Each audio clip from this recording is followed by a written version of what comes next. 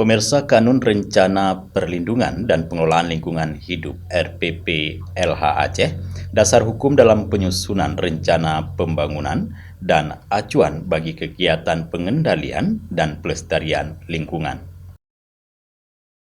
Dosen Fakultas Hukum Universitas Syah Kuala, Dr. Yanis Rinaldi SHM Hum, yang merupakan tim ahli penyusunan rancangan kanun RPPLH, menyebut rancangan kanun Rencana Perlindungan dan Pengelolaan Lingkungan Hidup (RPPLH) merupakan instrumen hukum dalam bidang perencanaan dan pengelolaan lingkungan hidup yang diatur dalam Undang-Undang tentang Perlindungan dan Pengelolaan Lingkungan Hidup.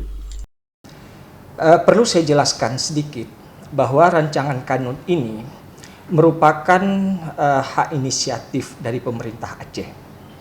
Ya, berdasarkan undang-undang tentang pembentukan peraturan perundang-undangan, yaitu Undang-Undang 12 tahun 2011 yang diubah pertama kali dengan Undang-Undang nomor 15 tahun 2019 dan perubahan kedua Undang-Undang nomor 13 tahun 2022 dan juga Kanun Aceh nomor 5 tahun 2011 menyatakan penyusunan sebuah produk kanun itu harus disertai dengan naskah akademik.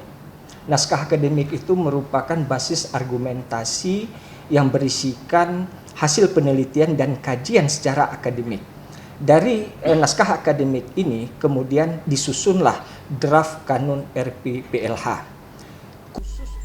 Dengan adanya kanun RPPLH diharapkan dapat dijadikan sebagai dasar hukum dalam penyusunan rencana pembangunan jangka menengah dan jangka panjang dalam integritas sistem alam dan lingkungan hidup berdasarkan ekoregion di Aceh.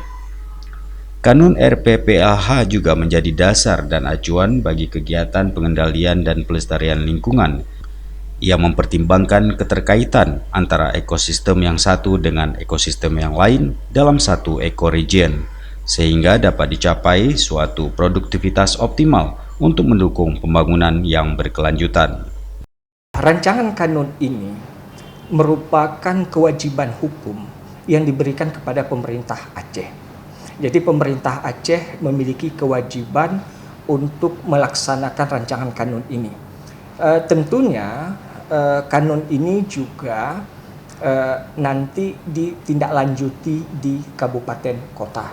Jadi oleh karenanya kanun ini menjadi sangat urgen, menjadi sangat penting karena pemerintah kabupaten kota harus mengacu pada kanun RPPLH ini.